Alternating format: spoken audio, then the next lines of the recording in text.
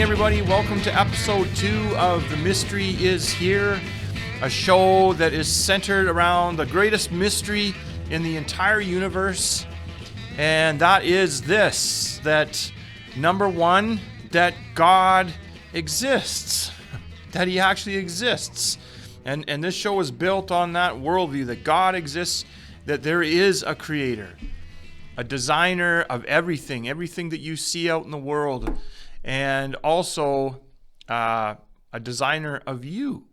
And this mystery is that creator actually loves you and desires to want to get into a personal relationship with you, to know you. The mystery of Christ is that in Christ and through Jesus Christ that you can know God, and the creator can be known.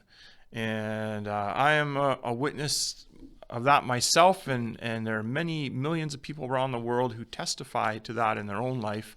And we're actually going to hear from a couple of them today, a little bit later.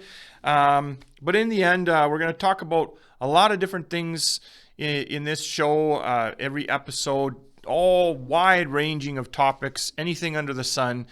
But in the end, as they used to say back in the old days, all roads point back to Rome. Well, with this show, all roads point back to Jesus Christ.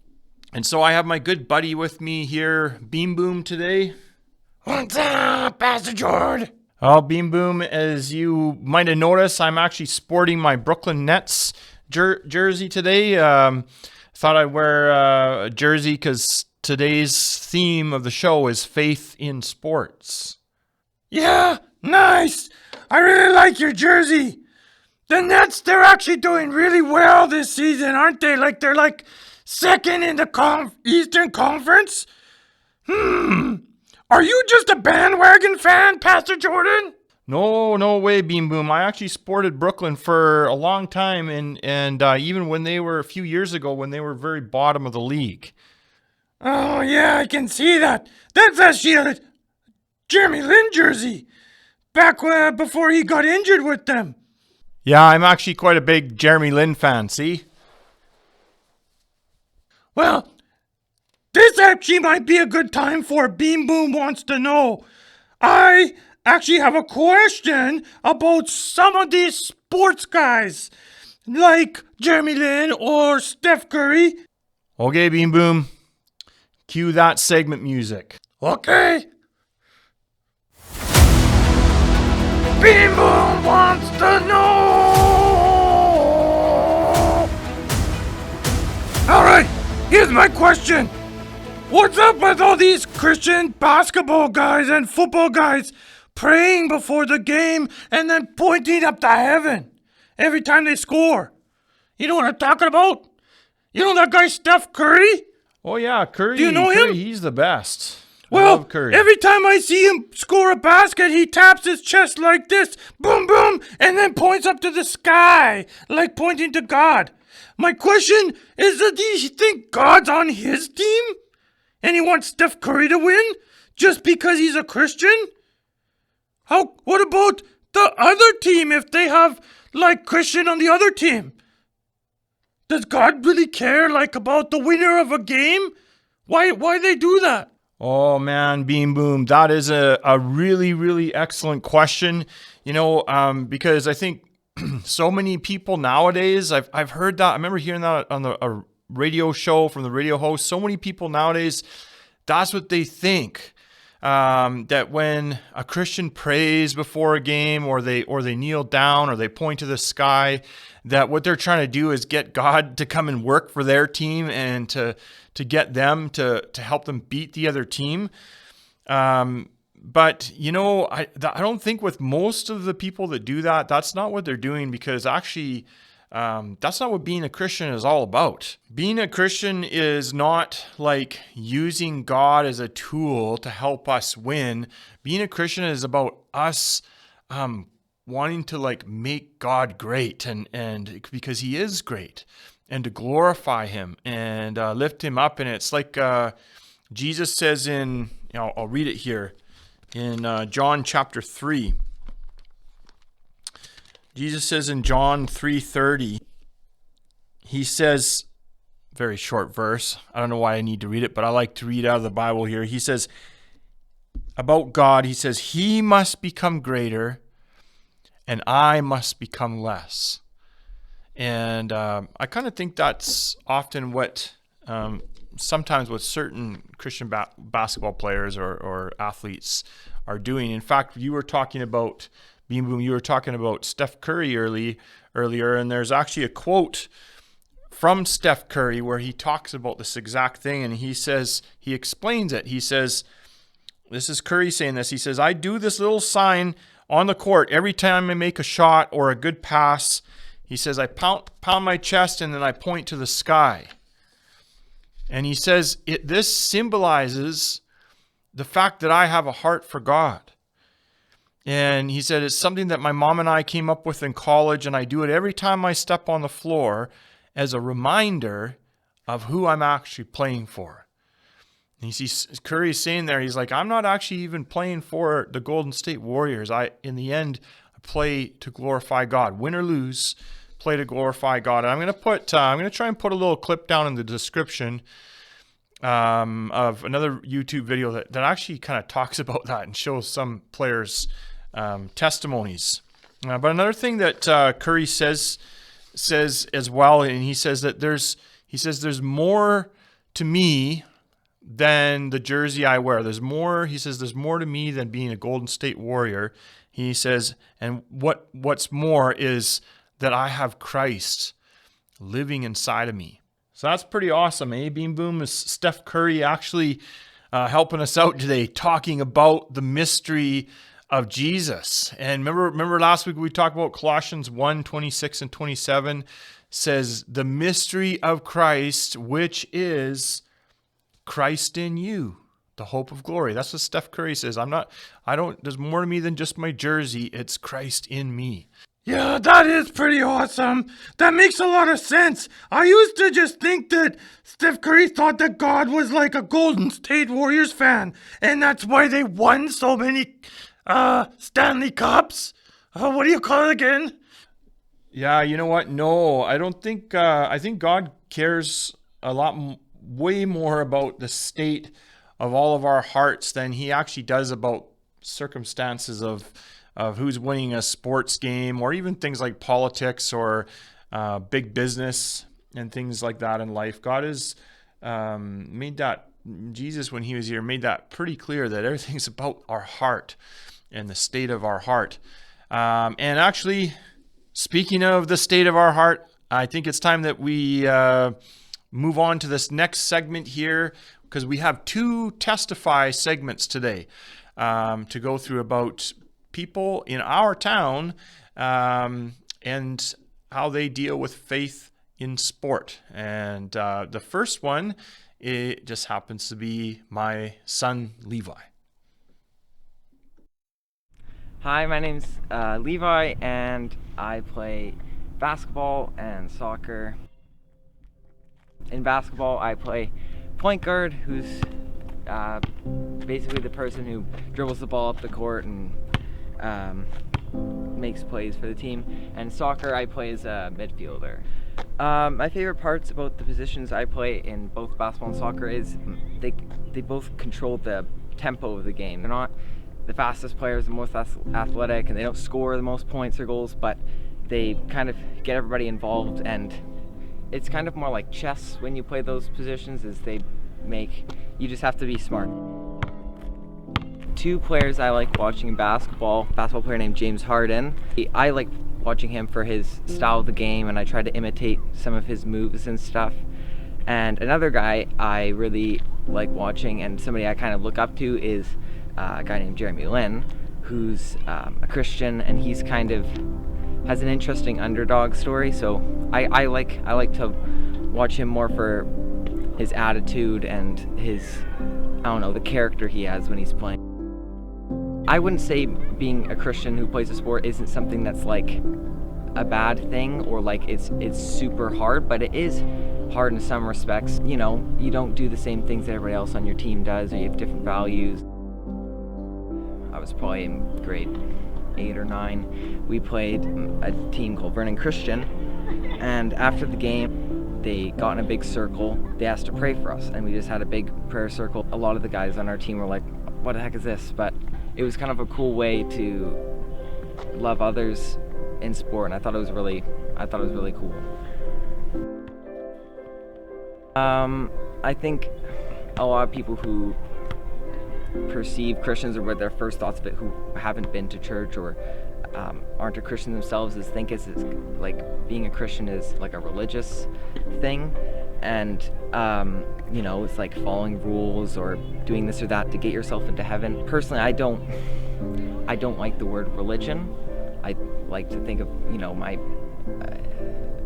relationship with Jesus is a relationship, kind of like a faith, instead of, you know, I'm not following rules, because if I was following rules, I wouldn't be going to heaven because I messed up. And but you know, it's really hopeful to know that I have, you know, God died on a cross for me. So I think that's what it kind of means to me, is I know I can't get to heaven, and I know I can't follow those rules that I want to, but Jesus paid the price. A lot of people who play sports, especially people who become really good, you look at people who, they kind of play for a reason. They're not just, there's a difference between people who just play a sport, or people who want to be really good at it and they play for a reason. And some people play for, I don't know, the money. Some people just play because they really love the sport, because they're really competitive. And I say, by far the biggest reason I play is I like to play basketball, and I like to play soccer. Any sport I do is play for God. And that kind of drives me, I guess. A verse this kind of stuck with me, that I kind of think of in relation to being a Christian who plays sports, is Galatians 1:10, which says, "Am I now trying to win the approval of human beings or of God? Or am I still trying to please people? If I were still trying to please people, I would not be a servant of Christ." My urge in my heart that aren't good is I want to play basketball to impress people, or to, you know, for my own glory, which never ends up being worth it. And I think this is a really good thing to remember, is just, and this is for everything too, not just for sports, is like when I'm trying to do things, am I trying to do this to please people, or am I doing this to please God?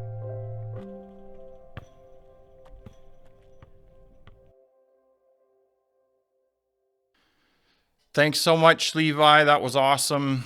So next we have a second segment of Testify with Dugan from Shred Your Light. I was a little bit at a question mark in my life on which doors and directions I should go. And it just kind of started coming to me that, you know, I should utilize some of my skills. Shred Your Light is something that I created that I wanted to bridge the gap between Christians and non-Christians, believers and unbelievers. If it's a Christian person, I can bring them up to speed, get them on the trail into mountain biking so that they can get out there to minister to others. On the unbeliever side, it's a process. That through the process you can spend time with them and develop a relationship, and it also opens a big door that we can share the gospel with that unbeliever through the mountain biking process.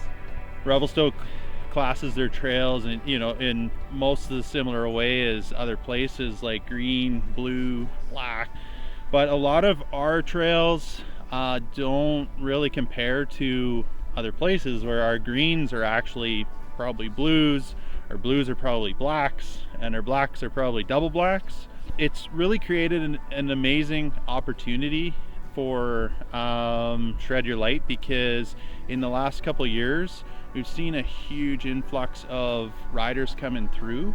So it just opens up so much opportunity for meeting new people, allowing to build that relationship, but also seeing their riding progress. So as your mountain biking skills progress and your endurance builds, you can do so much different riding in Revelstoke, whether it's cross country, enduro, the lift access downhill, or if you want to do some alpine riding, then whatever your day wants, Revelstoke has some pretty extreme terrain that's going to push your skills to the limit. I think it's so important to have strong faith and to maintain your faith and be a part of the body, because you need to soak up that information on in your own time and process it yourself. As your faith is building, it's so important to not just sit on the couch. Take that faith and utilize that skill you have and position yourself. In my case with Shred Your Light, I want the boots on the ground effect of put your gear on, get on the bike, get out there and ride, because the only way you're going to meet people, make relationships, and be able to share your faith is actually to position yourself. Before I do any ride, it's so important to pray. Prayer is so huge because you're taking a part in His creation. In mountain biking, we all know that the mountain always wins and dirt hurts. We need to pray and acknowledge that God is going to keep us safe, so that the relationship we're working on is more important than the actual activity. So it's so important to have faith so that God will protect you through that activity, but also so that you can lead that individual to Christ as well. Psalm 23. The Lord is my shepherd, I lack nothing. He makes me lie down in green pastures. He leads me beside quiet waters. There's the beautiful meadow. Oh, glorious. He refreshes my soul. He guides me along the right paths for His name's sake. Even though I walk through the darkest valley, I will fear no evil, for You are with me. Your rod and Your staff, they comfort me. You prepare a table before me in the presence of my enemies. You anoint my head with oil. My cup overflows. Surely Your goodness and love will follow me all the days of my life, and I will dwell in the house of the Lord forever. Woo! Devin is almost here. Look at this epic view. Yeah! Woo! Just waiting on Therese and Matt to make it to the top. Woo! Thanks, Dugan. Big props out for taking some time out of your day and for sharing what God has laid on your heart and some of what Shred Your Light is about. And we will be praying for you about that. And if anybody has who's got a real interest in mountain biking and would like to help Dugan out, I'm sure he would appreciate some help and any kind of support on any level and prayer. So you can give a shout out to him, or you can call me to get his information. And we, as a church, Revelstoke Baptist, is hopefully going to be able to sponsor him in the summer for some events that he has planned up at Mount McPherson. So look forward to that. And that about sums it up today for The Mystery Is Here. As my old roommate and my good friend Nathan Bueller used to say to me all the time, some words of wisdom was love God, rock hard, drink milk. God bless. We'll see you next time.